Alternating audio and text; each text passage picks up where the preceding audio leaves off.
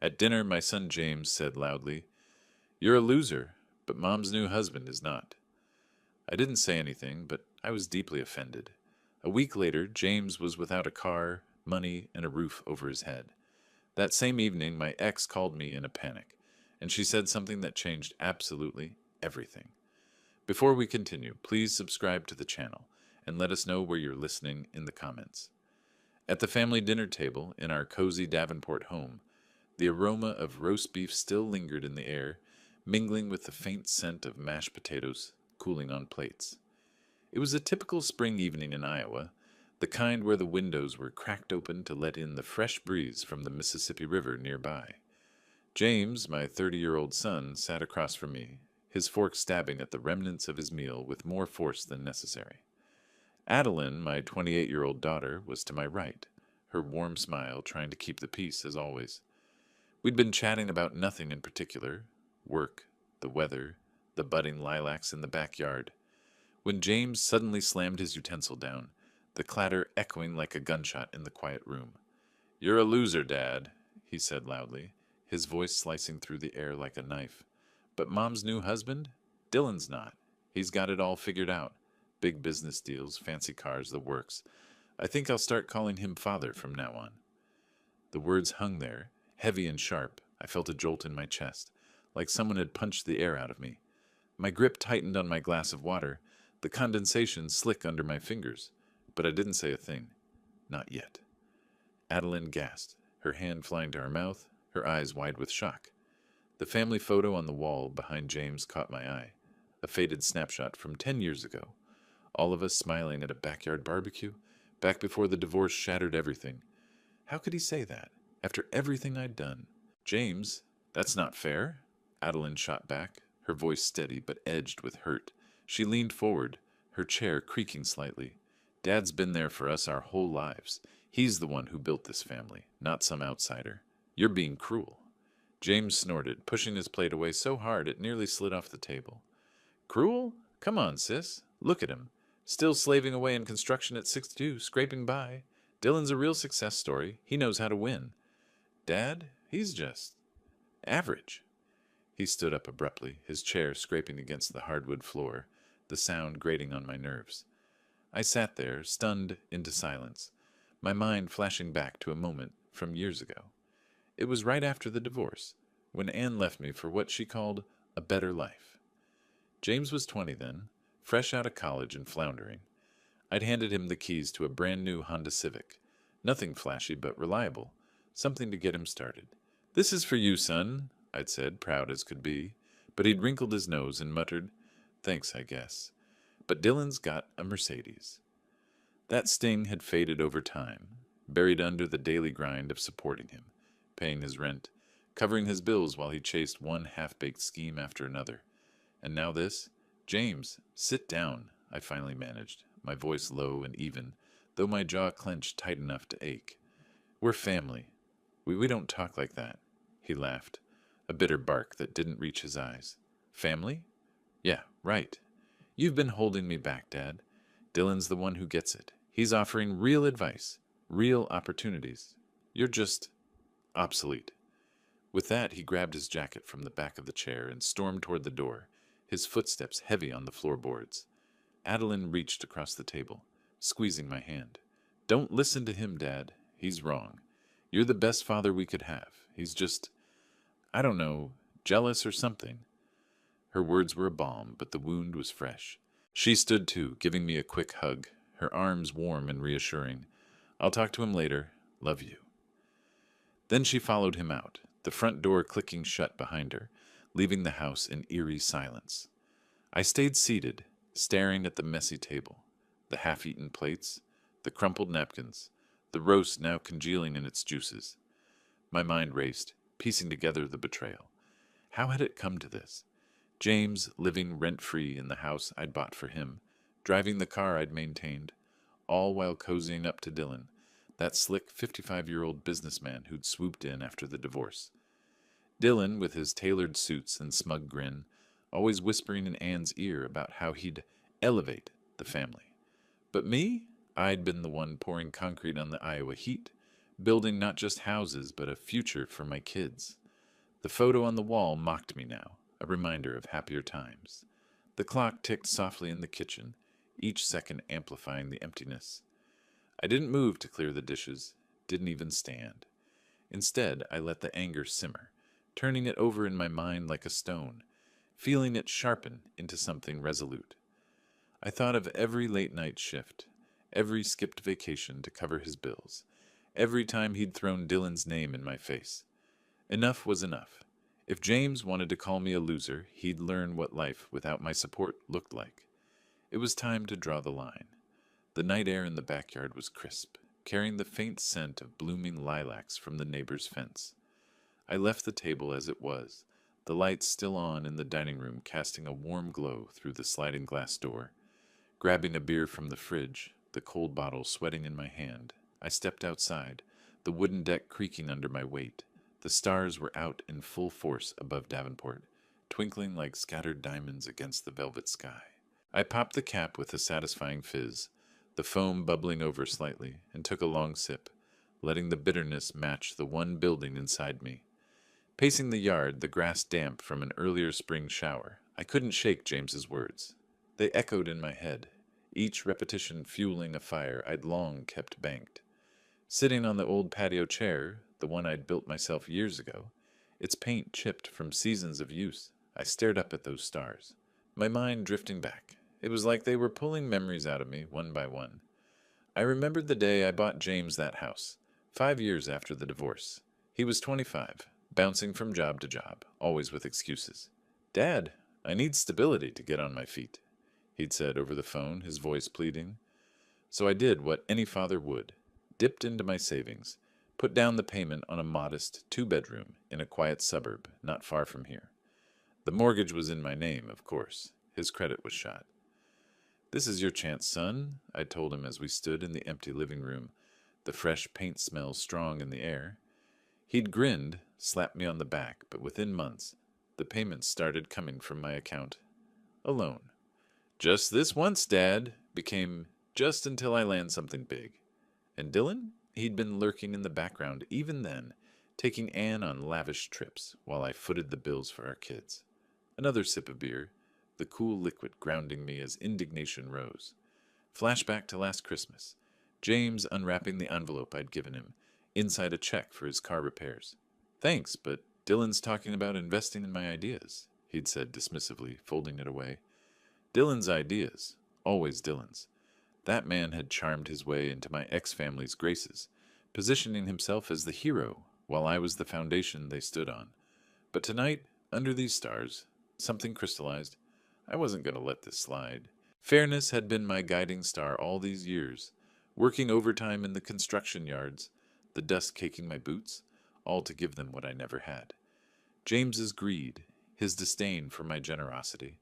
It was time he learned what life without it felt like. I crushed the empty can in my hand, the metal crumpling with a sharp crinkle, and set it on the railing.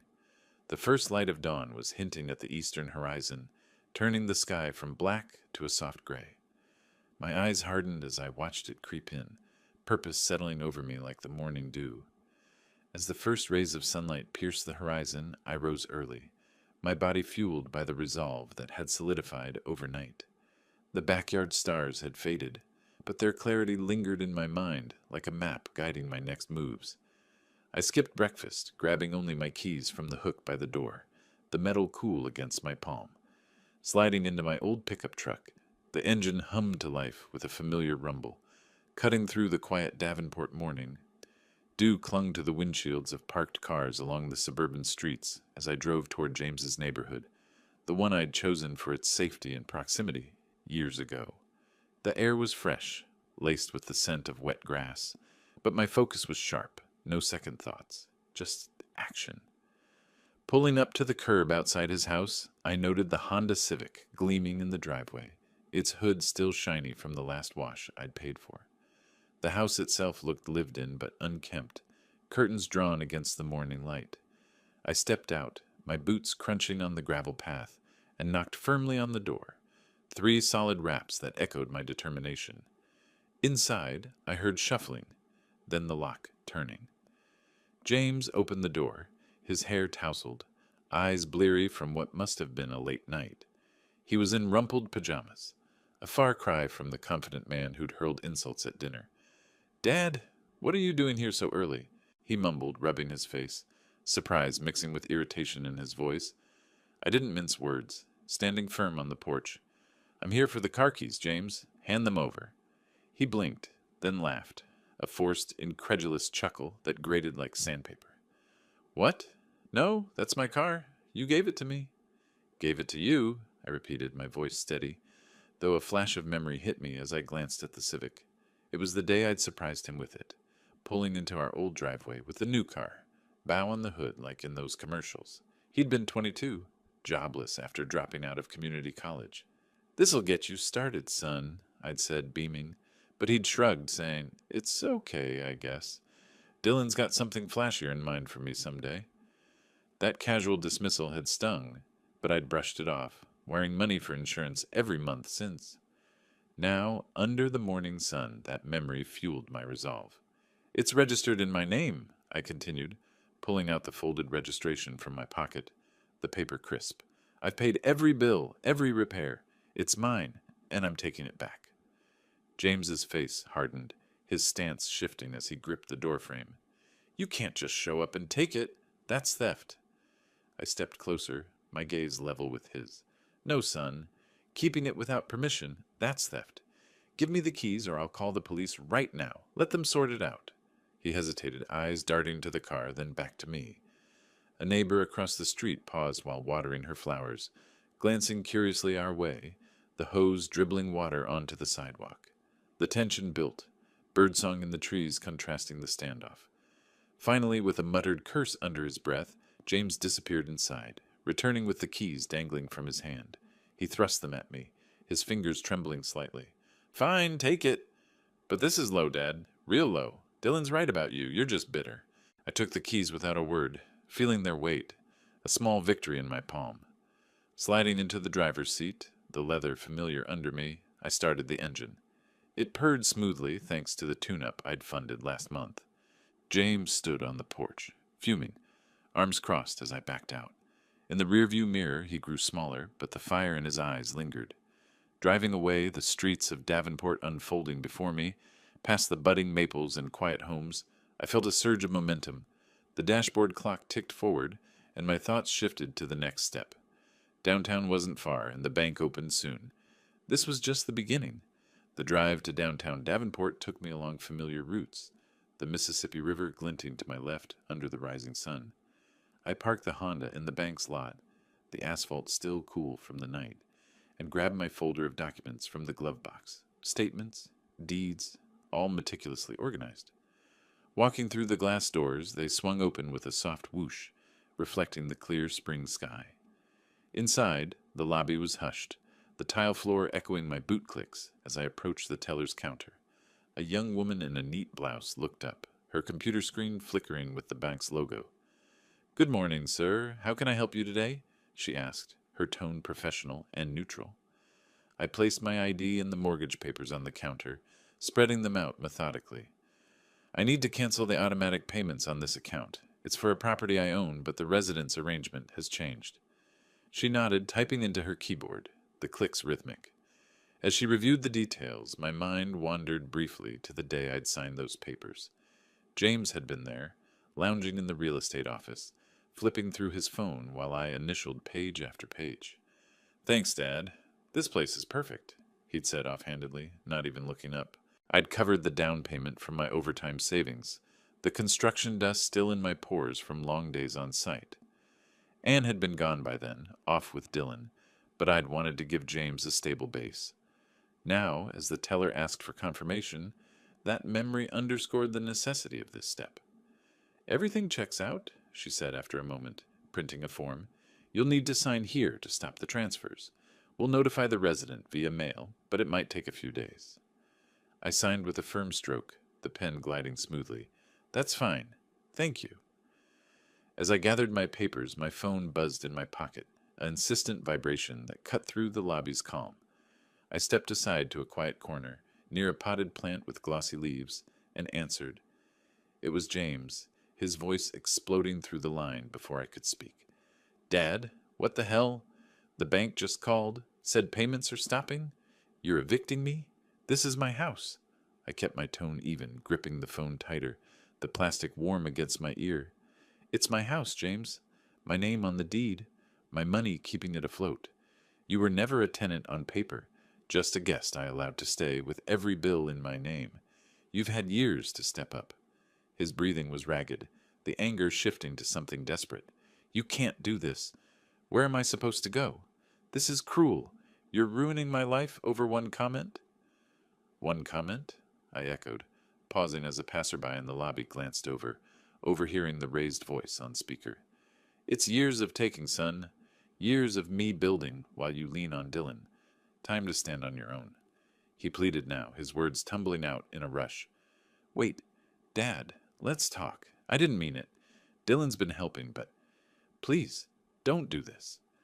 I hung up, the click final, but his desperation echoed in my mind. Sliding the phone back into my pocket, I felt a text alert vibrate, likely from him again, or maybe someone else he'd roped in. As I pushed through the bank doors, the sunlight hit me squarely, and I wondered who he'd turn to next. Back home, the familiar creak of the front door greeted me as I stepped inside, the bank's paperwork still tucked under my arm like a shield. The drive from downtown had been uneventful, the Honda handling smoothly on the winding roads along the river, but James's desperate voice from the call lingered in my ears, a nagging echo. I set the keys on the kitchen counter, the metal clinking against the granite, and poured myself a cup of coffee from the pot I'd set to brew before leaving. Steam rose in lazy curls, carrying the rich aroma that grounded me amid the chaos. As I settled into the armchair in the living room, sunlight filtering through the half-drawn curtains in golden shafts, my phone buzzed again, a text notification lighting up the screen. It was from Adeline, her message popping up with a soft chime. Dad, James just called me freaking out. Said you're cutting him off completely? What's going on? I sipped the coffee, the heat spreading through me, and typed back quickly, keeping it brief, just reclaiming what's mine. He'll be fine. But before I could set the phone down, it rang, Adeline's name flashing. I answered, leaning back in the chair, the fabric worn from years of use. Hey, sweetie, I said, my voice steady. Dad, talk to me, she replied, her tone laced with concern, words tumbling out in a rush that betrayed her worry. James is ranting about the car and the house. He said he's going to Dylan for help, that Dylan's already talking about handling you. Something about teaching you a lesson. Are you okay? Her words hit like a fresh wave, but I kept my grip loose on the mug, letting the information sink in. Dylan, always Dylan, that 55-year-old snake in a suit, maneuvering from the shadows. I paced to the window, peering out at the quiet street where kids rode bikes in the spring warmth, their laughter faint. I'm fine, Adeline. James is just lashing out. Tell me more. What did he say about Dylan? She hesitated, her breath audible over the line. He mentioned Dylan offering to cover the mortgage temporarily, but only if James cuts ties with you completely. And? Dylan laughed about it, said you've been a pushover too long. James is buying into it, Dad. He's angry but desperate. I nodded to myself, the pieces clicking. Of course, James would run to him, the man who'd slithered into our lives right after the divorce. My mind flashed back as I stared at a faded photo on the mantel, one of all four of us at a 4th of July picnic before everything fractured. It was a year after Anne left. Dylan had shown up at James's birthday dinner, uninvited, with expensive gifts, a watch that outshone the toolkit I'd given. Your dad's great at building houses, Dylan had said with a wink, but I'm here to build futures. James had beamed while I'd swallowed the insult, wearing extra money the next month for his tuition. That pattern, my sweat equity dismissed, Dylan's flash embraced, had repeated. Emails in my inbox showing transfers I'd made, ignored thank yous stacking up. Adeline, thanks for the heads up, I said, my voice firming. Dylan's playing games, but I'm not backing down. This is about fairness. I know, Dad. Just be careful. James sounded serious. We chatted a bit more, her support a quiet anchor before hanging up. I scrolled through old texts from James, timestamps revealing months of requests for cash, No mentions of gratitude. The betrayal deepened, but so did my clarity. Pacing the room now, the floorboards creaking underfoot, I cross-checked a few emails on my laptop, patterns of Dylan's influence emerging, subtle digs in family group chats I'd been excluded from. A distant door slam from a neighbor echoed, reminding me of slammed opportunities in the past. The alliances were forming against me faster than I'd anticipated, and as I set the phone down, my thoughts turned to fortifying my position, strategies bubbling up unbidden. The phone vibrated again almost immediately, jolting me from the swirl of ideas. I glanced at the screen. Anne's name, my ex-wife, flashing insistently. The living room felt suddenly smaller, the steam from my cooling coffee dissipating into the air like fading illusions. I answered, standing by the window where the neighborhood's calm mocked the storm brewing inside. "Roy, what on earth are you doing?" Anne's voice burst through, frantic and accusatory, each word pitched higher than the last. "James is hysterical. He says you took his car and stopped the house payments. Have you lost your mind?" I took a breath, gripping the windowsill, the wood smooth under my fingers. "Hello to you too, Anne. I haven't lost anything. I reclaimed what's legally mine, the car I bought, the house I financed. James has had plenty of time to step up," she sputtered, the line crackling with her emotion. "But he's your son. You can't just throw him out like this. Dylan and I are worried sick. He's talking about getting lawyers involved if you don't fix this." Dylan again, pulling strings through her. I walked a slow circuit around the room, passing the photo on the mantel, my steps measured to counter her rush. A memory surfaced mid-stride. Right after the divorce papers, when Anne had moved in with him, I'd kept the support flowing, extra for James's braces, vacations I couldn't join. "Dylan's got big ideas for the kids," she'd said once over a custody call, her voice light. I'd signed another check, building silently while they paraded success. Now her panic revealed the cracks. "Lawyers?" I responded, my tone even, laced with quiet steel. "Let him try. Everything's in my name, Anne. This isn't about cruelty, it's about respect. I've built everything James stands on." And she paused, then shifted, her words softening to a plea. "Roy, please, for old time's sake. James needs stability. Dylan says you're being unreasonable. He's willing to help, but only if you back off." I stopped pacing, jaw tightening as the daylight waned slightly behind gathering clouds. "Dylan's help always comes with control. Tell them both I'm done being the silent provider. James learns now, or he keeps leaning forever." Her voice cracked, desperation creeping in. "You don't get it. He's threatening to cut you out completely. We're family, Roy. Fix this before it's too late." The call ended with her hanging up first, the silence ringing louder than her words. I set the phone, grabbing a notebook from the drawer, the pages crisp as I flipped to a blank one. Ideas surged, consultations, countermeasures, my pen hovering, ready to map the path forward. With the notebook still open on the passenger seat, its pages filled with scribbled notes from the frantic call with Anne, I fired up the truck's engine, the familiar growl cutting through the quiet afternoon in Davenport. The spring sun hung low, casting long shadows across the dashboard as I pulled out of the driveway, flipping through my phone's contact list at a red light downtown. And my thumb paused on the lawyer's number, an old acquaintance from construction deals gone south years ago. No time for hesitation. The alliances against me were tightening, and I needed fortifications. The light turned green, and I accelerated toward his office on the edge of town, the river's gleam visible in the rear view, a reminder of steady currents beneath the surface. Arriving at the modest brick building, I parked and stepped inside, the waiting room scented with fresh coffee from a pot brewing in the corner. The receptionist nodded me through, and soon I was shaking hands with Tom, the lawyer, his grip firm across a desk cluttered with files. "Roy, what's the trouble?" he asked, leaning back in his creaky chair, eyes sharp behind wire-rimmed glasses.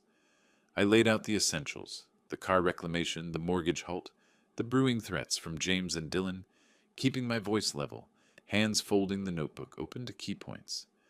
"I need to know my protections. Assets are in my name, but they're talking lawyers. And Dylan's business. Any vulnerabilities there?" Tom scanned the deeds I'd brought, his pen tapping rhythmically. "Smart move consulting now. The house and car? Solid. Your ownership's clear. But if they push for emotional distress or undue influence, we'll counter with records of your support. He paused, flipping pages. As for Dylan, public records show his companies had some tax liens. Nothing major, but leverage if he escalates. I'll draft cease and desist letters just in case. We dove deeper, his questions probing like a foundation check. Any shared accounts? Joint ventures? I shook my head, but a memory surfaced as I waited for him to photocopy documents.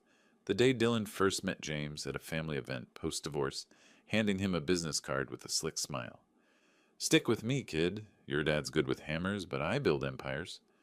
I'd overheard, swallowing pride while signing another check for James's rent. Now Tom's advice crystallized that into strategy.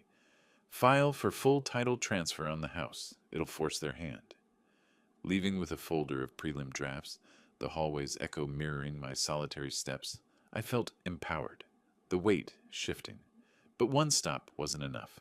I drove straight to the accountant's office across town, the truck's tires humming over familiar potholes. Parking in the lot shaded by budding oaks, I entered the sterile space, fluorescent lights buzzing overhead. Ellen, the accountant, greeted me with a nod, her desk a sea of spreadsheets. Roy, long time. Sit. Tell me about these ties. I spread the financial statements, pointing to transfers and mortgages. Cutting off support to my son, but Dylan's circling. Review for loopholes. Shared anything I missed? She adjusted her glasses, keys clacking as she pulled up digital records. Your accounts are clean. No joints with James. But Dylan's firm? I've seen filings. Some irregularities and deductions. If you're thinking audit flags, the IRS loves tips on that. Her tone was matter-of-fact, but probing. Why now? Family fallout. Respect overdue, I replied, jotting her suggestions. Freeze ancillary credits. Anonymous reporting channels. As she printed summaries, my mind flashed to a winter years back, wiring money for James's failed startup, while Dylan advised from afar, pocketing consulting fees I'd indirectly funded. Ellen's insights turned that resentment to tool. Secure your retirement funds first. Then if they sue, countersue for repayment of gifts. By the time I left, the sun dipping lower, my folder thicker with annotated files, strategies coalesced.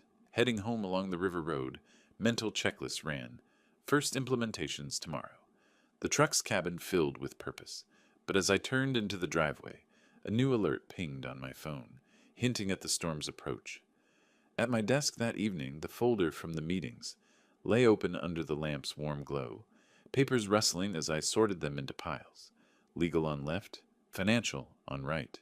The house was quiet, afternoon shadows lengthening across the wooden floorboards, but my focus was laser sharp. I logged into the online portal first, fingers flying over the keyboard to initiate the title transfer on James's house, double-checking addresses against the deeds. The cursor hovered over Submit. A brief pause as satisfaction bloomed. Click, and it was done. Confirmation email pinging like a starting gun. Next, the certified mail. Envelopes sealed with notices of asset freezes. Stamps affixed with deliberate presses. I addressed one to James, another to Dylan, care of his business, the ink flowing steadily. As the printer whirred, spitting out copies, a flashback intruded. Dylan's smug entry at Anne's remarriage party, toasting to new beginnings, while James hung on his every word, my quiet contributions forgotten in the champagne fizz. That fueled the next step, logging into the IRS tip line anonymously, typing details Ellen had flagged, questionable deductions, dates pulled from public filings. Submit again, the screen's glow reflecting my steady gaze. Pacing to the window while awaiting email receipts, I noted the neighborhood winding down, kids called in for dinner, lights flicking on like watchful eyes. Back at the desk, I monitored inboxes, subtle signs emerging. An unread message from the bank confirming holds, a delivery tracker for the mail. Tension coiled in the weights, but each action built the wall higher. Then, as I sealed the last envelope, my phone lit up with an incoming alert from James, his name flashing urgently, the vibration rattling the desk. The computer's ping echoed sharply in the quiet room, cutting through the evening hush like an unwelcome intruder. I leaned forward, the cursor blinking impatiently on the screen as I clicked open the email from Dylan, subject line screaming in all caps, Cease your interference immediately. His words poured out in a torrent of legalese and fury, threats of lawsuits for harassment, claims I'd overstepped on assets that belonged to the family he'd co-opted. My coffee mug sat nearby, a faint stain marking the document beneath it, a small imperfection amid the mounting storm. Before I could formulate a reply, my phone rang, Dylan's number flashing. I answered, putting it on speaker, the device vibrating slightly on the desk. "Roy, you old fool," Dylan's voice boomed, slick with that businessman polish now cracked by rage. "What do you think you're doing? Freezing accounts and meddling in my life? You think I don't know you're behind all this trouble with James?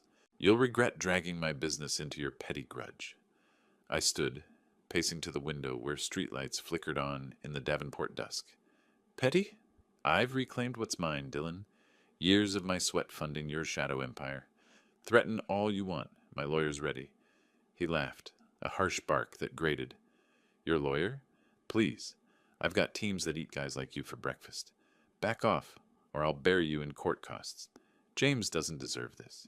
You're destroying him out of jealousy." Jealousy? The word triggered a flash.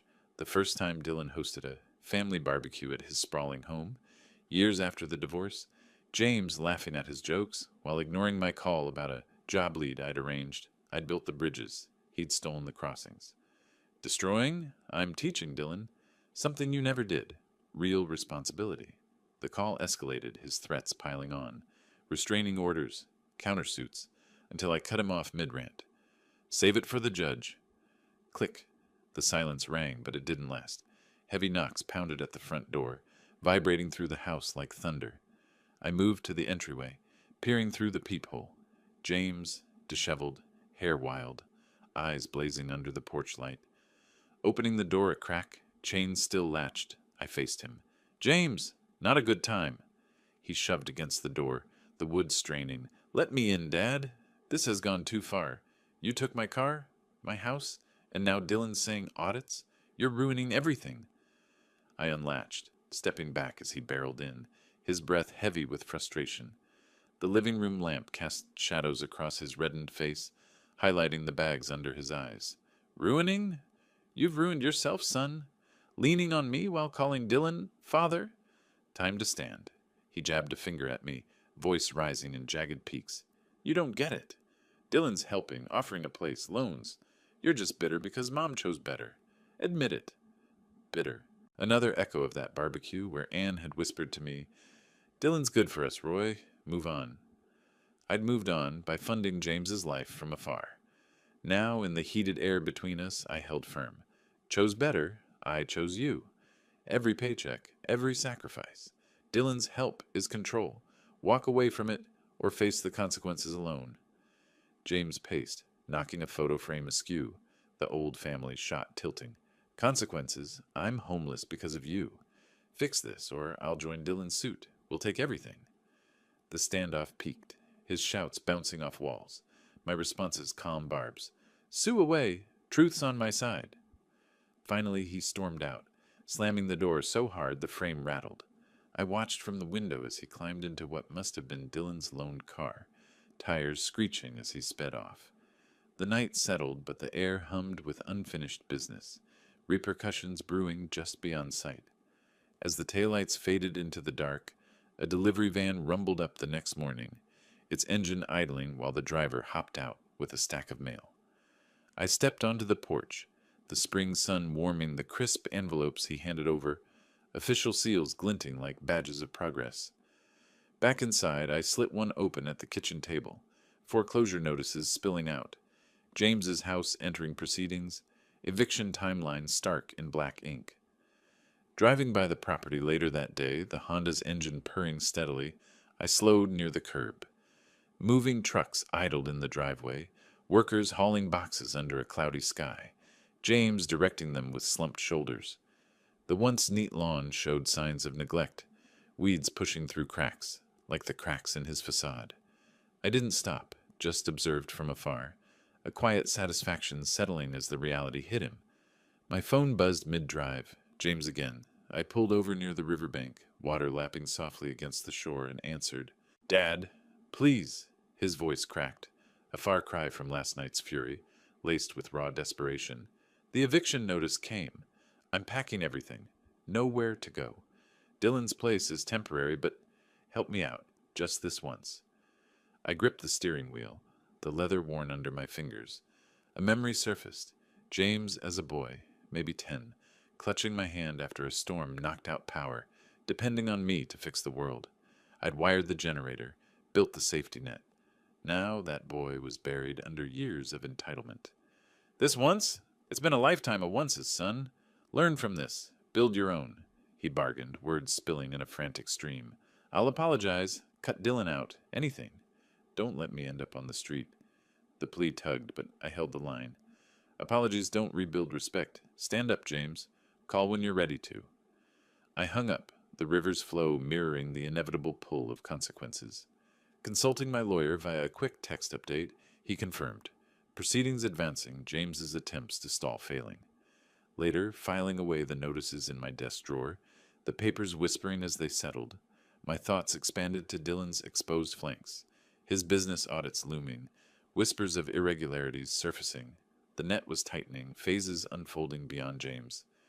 With the papers from James's eviction neatly filed, their edges still sharp like unresolved edges in my mind, I grabbed my folder and headed to a quiet cafe downtown in Davenport. The spring air carried a hint of rain as I parked, the truck's door clicking shut behind me. Inside, steam rose from a fresh latte on the corner table, mingling with the soft murmur of patrons flipping newspapers. I sipped slowly, the warmth grounding me as I dialed my lawyer, Tom. The phone pressed to my ear amid the clink of cups. Roy, updates? Tom's voice came through, crisp and ready. I've got the reports Ellen flagged, Dylan's tax discrepancies, those shady deductions from last year's filings, I said, flipping open the folder, pages rustling softly. Time to activate.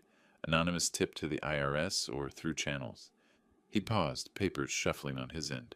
Both. I'll handle the formal complaint through my contacts.